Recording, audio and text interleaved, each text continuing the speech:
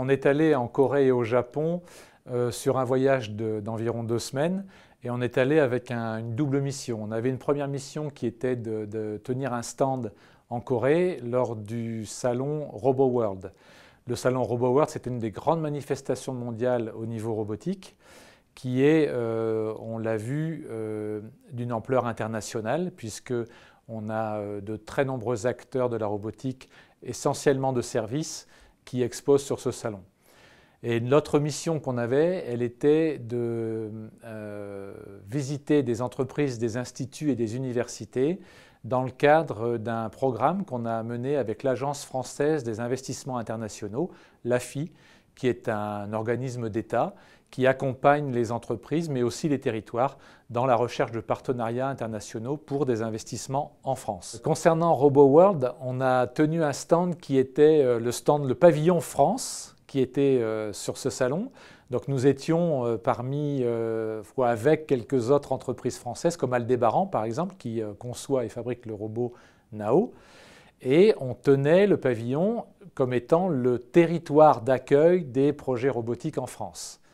Donc ça s'est très bien passé parce que la France a quand même une aura dans ces pays-là qui est assez intéressante. Et puis Nao s'est révélé être aussi un outil efficace parce qu'il est très attractif, très efficace parce qu'il est quand même d'une technologie très avancée.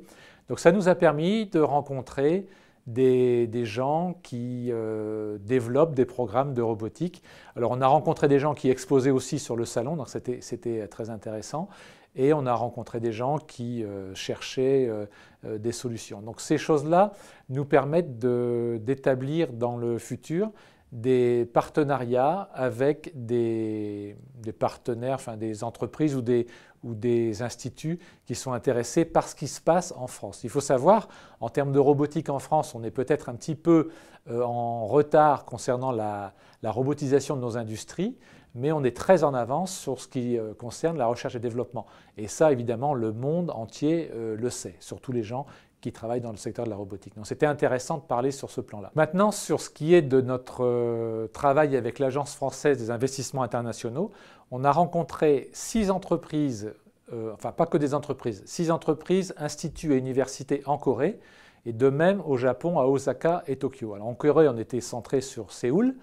On a vu des instituts de recherche et développement qui d'ailleurs travaillent déjà pas mal avec la France et qui recherchent des projets à développer.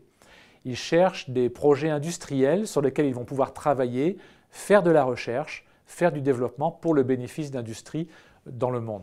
Donc on a convenu ensemble de monter des partenariats, notamment avec l'INSET ici, qui est très avancé par exemple sur tout ce qui est système embarqué.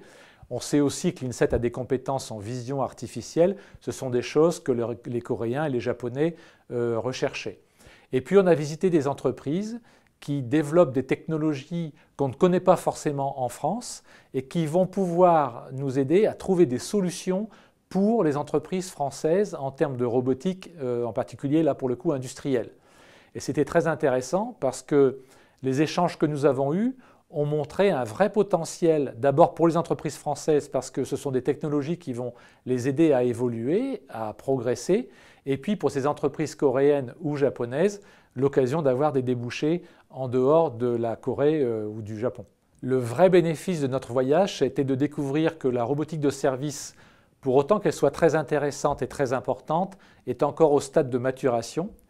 Par contre, la robotique industrielle est quelque chose qui est déjà très mature et contrairement à ce qu'on fait penser, ne fait pas perdre d'emplois, mais au contraire en développe de nouveaux et aide les opérateurs ou les gens qui sont employés dans des entreprises industrielles à monter en niveau de compétences. Et ce qu'on a pu découvrir, c'est la capacité de ces technologies-là à venir immédiatement, elles sont très concrètes, être appliquées dans les entreprises françaises. Qu'est-ce que ça veut dire au long terme ou à moyen terme? Ça veut dire à moyen terme que nos entreprises vont pouvoir relocaliser de la production en France et ainsi de nouveau embaucher des gens pour produire ce qui va être produit dans ces entreprises. Ça va permettre également à nos entreprises françaises de développer de nouveaux produits plus qualitatifs, plus précis, plus conforme aux attentes des marchés. Et ça, c'est directement de l'emploi pour notre territoire et pour la France. Et ça a été vraiment notre objectif là-bas en allant dans ces deux pays, la Corée et le Japon, de rencontrer ces technologies et de pouvoir les apporter en France et en faire bénéficier le territoire français. Alors évidemment, on parle de technologies coréennes et japonaises, mais ça nous a aussi donné des idées sur des technologies qui sont françaises et qu'on va pouvoir aussi accompagner en applicatif dans les entreprises industrielles de France.